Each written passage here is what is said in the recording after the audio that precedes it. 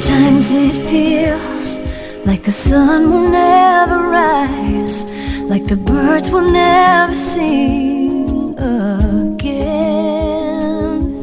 Believe in a power greater than what you are going through. When you don't know what to do, keep breathing. That's right. When you don't know what to do, just keep on breathing. In the city of Los Angeles, otherwise known as the City of Angels, some would say the City of Fallen Angels, but we won't go there. And from the Big Apple in New York City, welcome to all my listeners out there in Radio Land. I'm Dave, the Caregiver's Caregiver at caregiverdave.com. Typically, along with my lovely co-host Adrian Gruberg at thecaregiverspace.org. And also coming to you live and on demand 24/7 on numerous syndicated radio and podcast networks on 26 global audio and video platforms, including iHeartRadio, iTunes, YouTube, Spreaker, SoundCloud, and a whole bunch more.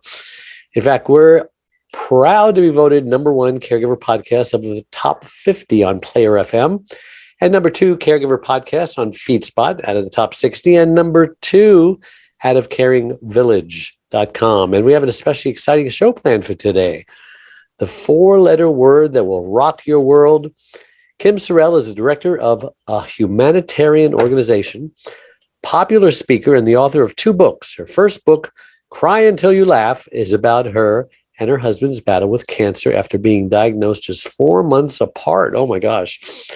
Her second book, Love Is, chronicles her year-long quest to figure out the true meaning of love, sometimes funny, sometimes scary, sometimes always enlightening journey that led to the life-changing discoveries found mostly on the streets of Haiti. Wow. But before we get into that, let me just thank my last week's guest, Glenn Dunweiler. He's a filmmaker, producer, and social entrepreneur who focuses on socially responsible entertainment. And a reminder, you can listen to that interview and all our interviews and the interview we're doing today on our Caregiver website, caregiverdave.com. And of course, on all the other 26 global and video platforms as well. All right, enough of that. Kim, welcome to the Caregiver Dave Show. We're so excited to have you on. Dave, I'm so excited to be here. Thank you so much. I'm just adjusting an ice pack on my buttocks because I fell in a parking lot about a week ago and bruised it, and would have been healed by now, but I think I re-injured it when I bent over and picked up something heavy. It's not good when you're in the age group where I better not fall. You know, the group usually my parents were in. I'm 68 years old, and I still feel like I'm 18, but this body is just not cooperating. You know, I know that feeling very, very well, and I would imagine sitting on the ice pack is a pain in the butt. I could think of worse. That was bad. I just have to keep shifting and adjusting. So if you see me moving like that, that's what's happening. Well, right. I always like to ask my first-time guest here, Kim, just who is Kim Sorrelle and why was she placed on this earth? Wow, that's a big question, Dave. I am the youngest of 3. I have 2 older brothers. So I am the only girl and the youngest in the family, which, by the way, is the best spot to be in a family. And I know it's the best spot. I've always known it, and it is definitely the best spot. You're the spoiled one, right? Yeah, of course. I was raised in Grand Rapids, Michigan, West Michigan area, the area of Michigan that's not Detroit. And I don't know, played sports, coached, did a bunch of things, married, kids, grandkids, and grandkids. You're that old, huh? World. I'm that old. Yes, lots of grandkids, 11 of them. I used to have grandkids, and now I have great grandkids. Yes, well, one, but more are on the way, I'm sure, as we speak. Likely. Yeah, so true. So how did your brothers treat you? How did my brothers? Oh, when you were younger? Sorry. Not very well, actually. They weren't real good to me growing up. I think they were jealous. They were jealous. They were That jealous. could be. That could be. But yeah. And we're all just 1 year apart, like Oh, as in boy. 12 months, 1 year apart. So it was a little nuts. Well, and I assume your relationships are normalized now over the years. Yes. Yeah, definitely. They Oh, don't good. slug me in the arm anymore. It's wonderful. Yeah. And you're a mom? Are you? My mom, No, I you are a mom and you have a I am family? a mom of 5. Oh, Yeah. my. I have 4 sons and 1 daughter. And yes, that's Wow. a lot of kids. Isn't that That a would lot of make you a caregiver all by itself, you know? kids? No kidding. That's so true. Yeah, I have 4 biological kids. My oldest was 4.5 when my 4th one was born. Wow, So they're just that's really grouped a together. little nuts. Now they're older. You're going to have a lot of Yeah. grandkids, and you're Mhm. probably going to have a lot of great grandkids. Just warning you, in Probably. case you didn't already know that. Thank you for that. I appreciate that. Sure, sure. So you're the director of humanitarian organization. Tell us about your humanitarian organization. Well, it's a partnering organization, Rays of Hope International. So we work with people in their own country who have a passion, a vision, a mission to do something to help people in their own country and just need somebody to walk alongside. Hmm. So they understand the culture, they understand the language, they understand the real need. We like to always think that we know the number one need, but it's not necessarily true. So they just need somebody to develop a business plan, or they need supplies or some seed money for building or whatever it happens to be, always with the idea of having a plan for self-sustainability so they're not always chasing dollars. Yeah. So schools, water projects, medical clinics, all kinds of things. So you kind of did it backwards, because most caregivers went from caregiver to care receiver, because 30% of them actually die before their loved ones do. Many more become sicker than the ones they're caring for, eventually needing a caregiver of their own, being hospitalized. But you actually went from receiving care to giving care when you and your husband were just, a few months apart with your cancer diagnosis? Is that what I read? Right, 4 months apart. Right. I had breast cancer, and my You had husband had pancreatic cancer. yeah. So explain what that was like, because I assume he was caring for you when you had your cancer, right? Yeah, he sure was, and doing a good job of it, actually.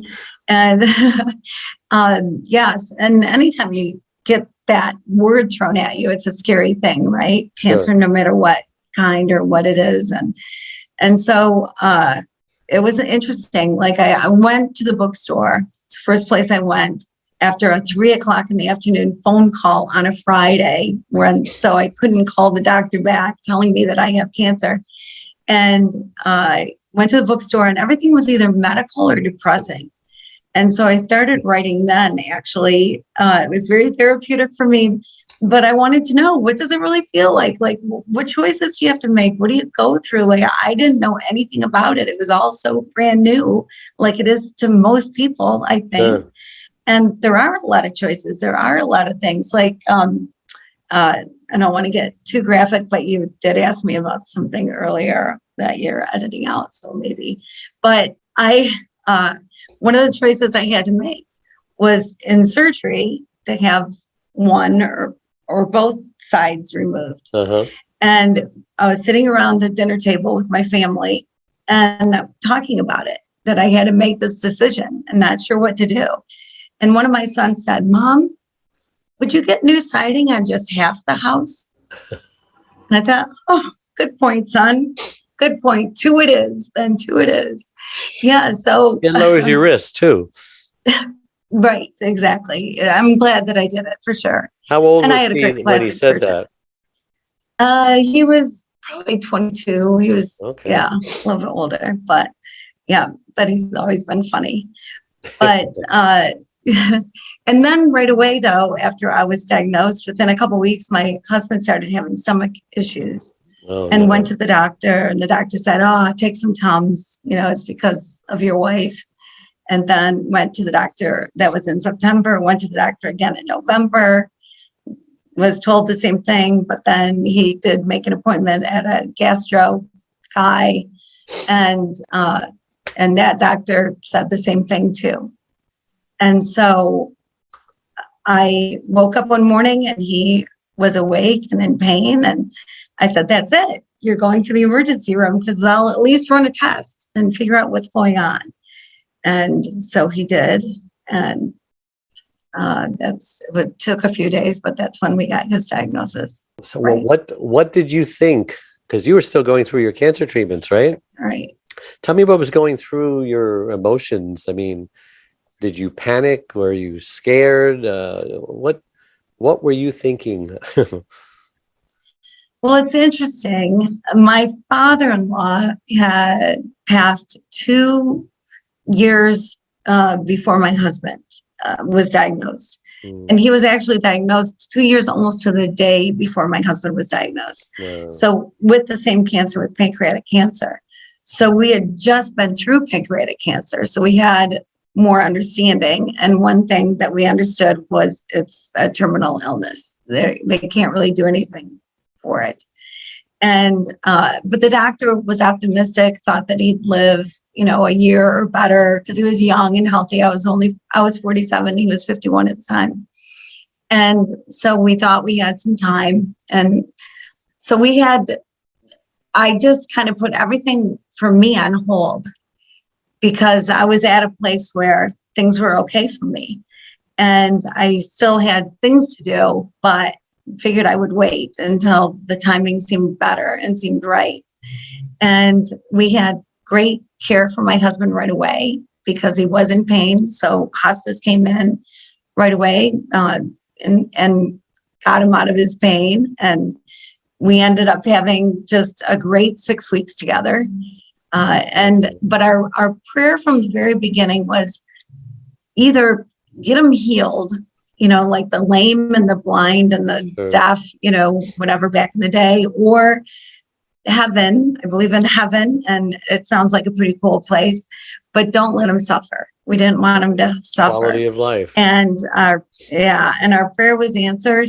We had a great 6 weeks, and it wasn't until the last hour of his life that we knew things took a turn for the worse. And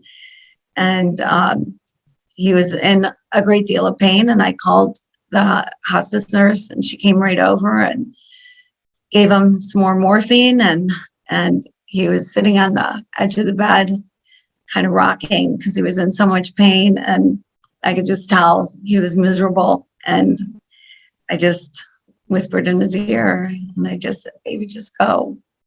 And that was it. He took his last breath right then. Wow. So sorry. I always give the analogy. I says, there's even a chapter in my book, Secrets from the Hammock, Uncommon Wisdom for Uncommon Times. If you knew you were going to die and you only had a week or a month or a day to live, what would you do? What would you do differently?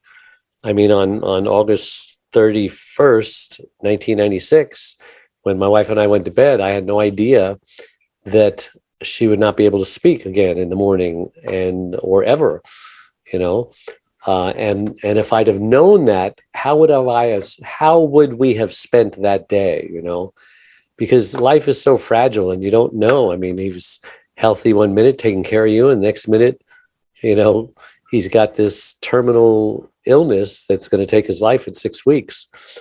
I'm so glad that you were able to spend 6 weeks of quality time. What kind of things did you do during those 6 weeks that made it so beautiful? Well, we watched Cash Cab. That was fun. That's fun, yeah. Yes. So we had a couple. Who has time to do that, right? Right. And talked a lot, played cards. Basically, we were just together. Kind of the stuff you do when you're on a date, huh? Yeah, kind of that stuff. Kind of the stuff that we did anyway. Yeah. But 24/7, we were together all the time. And he really didn't want me to go anywhere, like even to the grocery store or whatever. So one of my kids would run to the store, whatever we needed. And so I was just with him so we could just be together. We went out to the movies a couple times, like an afternoon movie. That was fun. How But it cool. was just being together. Yeah. And of course, you'll be with him again one day Right. in Right. heaven. So, Hmm. so what advice do you have for caregivers from a care receiver's perspective? Because sometimes a caregiver, especially with dementia and stuff like that, they don't try to put themselves in the other person's place. And so maybe they're a little impatient, and maybe they're a little, you know, short if they're frustrated with something or they don't have time. What's your perspective on that? Well, I think that nobody really wants to be a care receiver. Hmm. We don't really want to be in that place. And so I think care receivers can get a little ornery maybe from time to time, or whatever, or not accept help well, because we're used to doing everything on our own. And then all of a sudden we need help. And that's foreign to us. So it's foreign to people that are being cared for. So it makes for an interesting dynamic then with a caregiver, right? Because a caregiver also probably doesn't want to be a caregiver. They're wishing that their person was healthy and well and all was fine. So they're not happy that they're in that position either.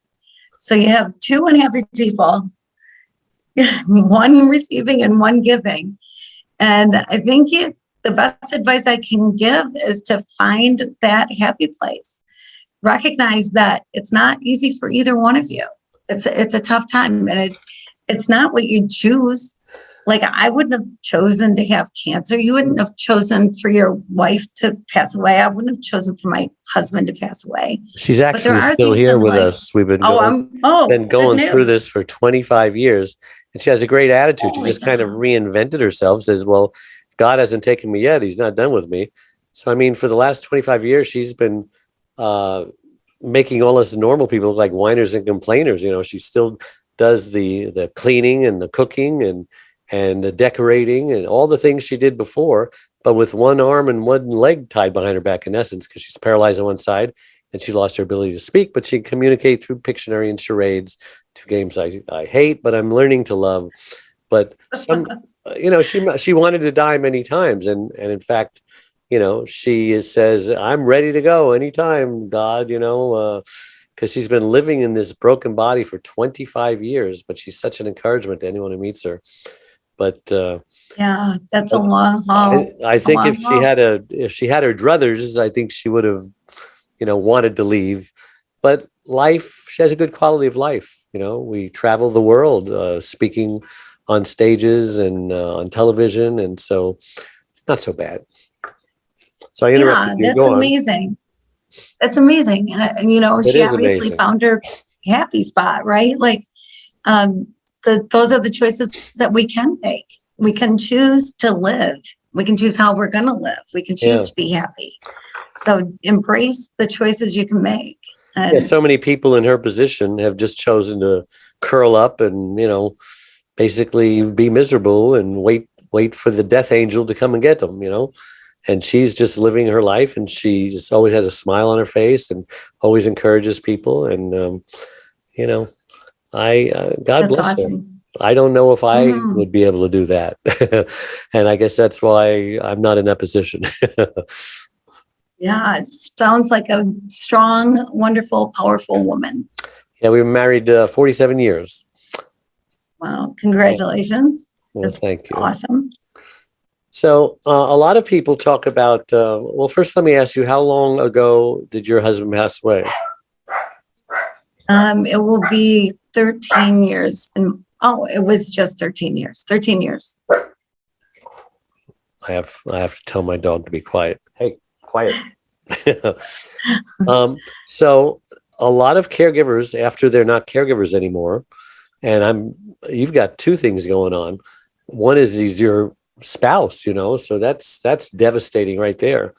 But many spouses say, I will never marry again, like I'm a one-man woman or a one-woman man. And were you able to find romance again in those 13 years?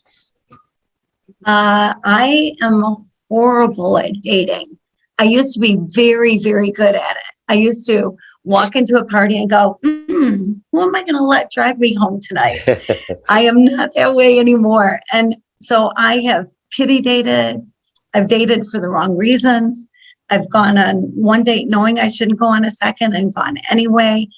And what is a pity date? I'm sorry for interrupting. Well, like there was somebody I was dating that was having all these family crises, and I felt so bad for him. And there wasn't really a time to let him go because he was suffering. And so I stuck around for him, whatever. But yeah, so I haven't been great at it, but also the pool is very shallow.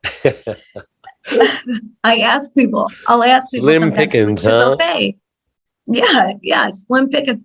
They'll say, well, why haven't you found anybody? Why aren't you married? Why aren't you with somebody? And I'll say, do you know any good single men my age? And 100% of the time, the answer is no. 100% of the time. So that would be why I am still single. And you tried the dating sites, of course. Yes, of course, the dating sites. And that's a whole nother story, huh? It is. I have stories for sure. Lots of stuff. You want to hear it, let me know. Well, you're still young and beautiful, and who knows what the future holds. We know who holds the future. Right, so exactly. How did you balance grief with caregiving? Did you go through the normal 5 stages of grief, the denial and the anger and the depression and the bargaining and the acceptance and all? How long did it take you? Because you suffered devastating loss, and but yet you had a great gift that was given to you. Most people don't have that gift of 6 weeks of just quality life. Some people can't even live 6 years in happiness, and yet plus, how many years were you married before that happened? 29. Oh, so you're married a long time, and I assume they were all wonderful years. Well, I don't know. The first couple were a little sketchy, but after that, it got pretty good. All right, let's talk about grief. How did you handle it, and what advice do you have for others going through it? Really, grief started for me when he was diagnosed. Because we knew the outcome. We knew what was going to happen. We just didn't know when. So there was no hope at all. He had that kind of a cancer. Right. Let alone a miracle. Yep. Right, exactly. But it was that far gone. It was all through his body. It was everywhere. Just no going backward on anything. The doctors couldn't find it. No, not until he went into the ER that one morning. Before that, they just thought he had, an upset stomach. Is that unusual? You were going to specialists too, weren't you? Well, right. When he went to the specialist, the day that he went to the specialist, the next day I was having a hysterectomy, best surgery I've ever had, by the way. That was a good one. Really? And a colonoscopy at the same time, because the kind of breast cancer I have had hormone receptors, thus the hysterectomy, but also colon cancer is very common with the kind of breast cancer I had. Wow. So I was doing the you were just getting rid of all of your risks, weren't you? Right. So I was busy doing the Miralax clean out that day and could not be very far from a bathroom the day that he went to see the specialist. And I was the one with the mouth. So I would have been asking all these questions and whatever. And so he came home, and before he left, I'm saying, you better ask him, and don't forget to ask him this, and don't forget. Well, he got there and he saw a PA, because the doctor that is supposed to see wasn't in, and got the same thing, take some Rolaids. And I was so mad because I wasn't there with him, because the timing was off. And we had already waited from November to January for him to get an appointment. And so anyway, so it was a week to the day later than that I told him to go to the ER. So the poor guy drove himself to the ER, and then was a rule follower. So it said no cell phones in the emergency room. So I'm trying to call him, and of course his cell phone is he off. needed you. But I hope you don't blame yourself and have the guilt and all that. Yeah, well, even had it been discovered sooner, the prognosis wouldn't have changed because it was so far gone already. But right, Well, everything but happens for a reason, and some things we don't yes, understand, and we never will this side of heaven. So, hmm so how did you so true. turn all that grief into something productive? How did you get through it? Because you can't eliminate the grief; you got to go through the grief, right? Right, right, right. So, how And did you and do like it? I said, it started before. It started when he was diagnosed. There'd be times that we were just home, just together, and I would just start crying, and he would just hold me, and you would say, "Don't cry for me. I know what's going on with me. Cry for yourself. Don't cry for me." And so the process started then. One thing I never could do was be angry at him. I just couldn't begrudge him. He was such a great guy. He was faithful and true, and people liked him. And he was a good boss and a good dad. And he was just a great guy. And heaven's pretty cool. And to go to heaven when you're 51 and not have to worry about paying another bill or having pain or, all the good things that are supposed to go along with heaven. I just couldn't begrudge him. Like, I was like, go you, baby, go you. And sad for me, but happy for him. And so I went through the stages in a unique way, I think, because I still had to deal with my own cancer. So I wasn't over that part yet. And it's not so easy. I think it's a whole different ball game when you're dealing with grief, when that's all you're doing is dealing with grief, Uh-huh. when you don't have some heavy other thing going on at the same time.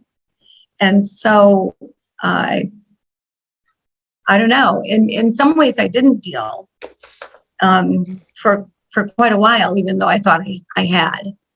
I kind of had to go backwards on some things, but yeah, I knew that I was. I've seen so many people who lose somebody and are afraid to laugh again. And it's almost like they think it's dishonoring somehow to the person that left, like they need to grieve harder somehow, or they're not showing the right respect. And I didn't want to be that person. I didn't want to be forever wearing black and a black veil on my head and a black cloud over my head. I wanted to live life. I couldn't turn anything around. I couldn't change anything. There's nothing I could do about it. So as soon as I was able, I just wanted to embrace life and do whatever I could to contribute to the world. Wow. So we're almost out of time. So can we just talk about your book? Did you know you were writing a book when you started journaling or whatever it is you were doing? Or were you just venting? Yeah, no, right. Yeah, exactly. And I recommend But everybody do that because that could become a book, right? Exactly. And it was those writings that became Cry Until You Laugh is the name of the book. And I think that's what you need to do is cry until you laugh. And so that's my story. And then my story with my husband. And, I wrote for about a year. So during that whole time. And then, but then I questioned love and the true meaning of love. And so I decided to devote an entire year to figure out the real meaning of love, because there is no love for dummies at the bookstore. I've looked and there's not one. And so I wanted to know what it really is. And so I took a 2,000-year-old poem, love is patient, love is kind, does not envy, does not boast, etc. And I took it one word at a time to figure out what is love that is patient, what is love that is kind. And it blew my mind. Like everything that I thought was not what it was. Every word, when you put love is or love is not in front of it, changes the whole meaning of the word. Yeah. And most of the time I was in Haiti as I was working on it and writing the book, writing about it as I was going. Yeah, that is true. Just substitute your name for the word love. David is patient. David is kind. David does not envy, or David does not boast. It really hits home. So tell me about your faith real fast. The faith of you and your husband, and how that got you through what you had to get through. Yeah, it definitely got us through. We were both raised Catholic. And then my husband, before I met him, started going to these charismatic Catholic prayer meetings. Uh-huh.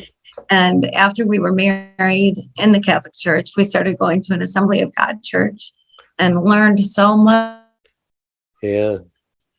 The greatest pastor, Wayne Benson, it was amazing, and just learned so much. And so my husband's faith, he never looked back. He ran toward God. He chased God his whole life. And so faith, I don't know what people do without faith.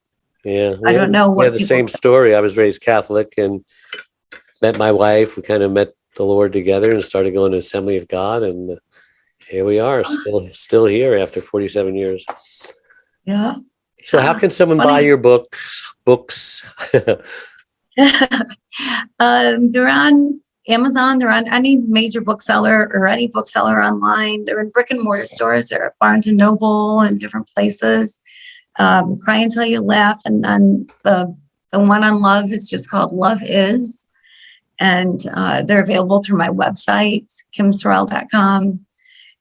They're available all over. You can find it.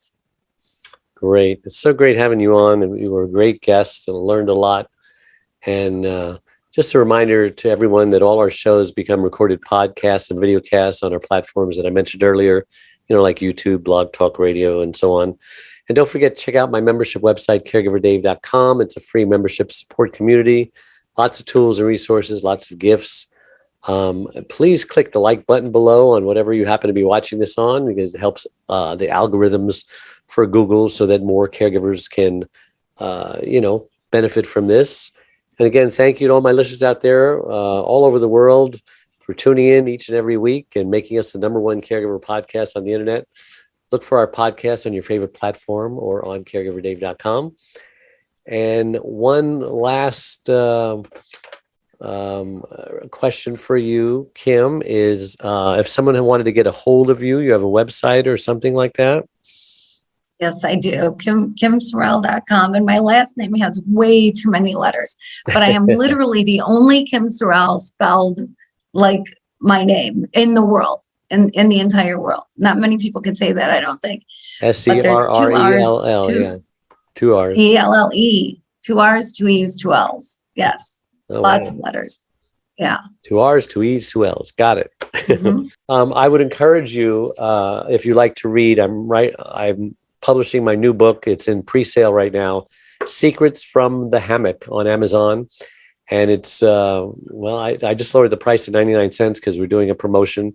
So if you'd be so kind enough to pre-purchase the Kindle for 99 cents, and that'll help me get to #1, and you're going to get a great book on wisdom, because there's no better time to have wisdom during these uncommon times. Everything gets released in May, Cinco de Mayo on May 5th. That's the day that I met my wife, actually.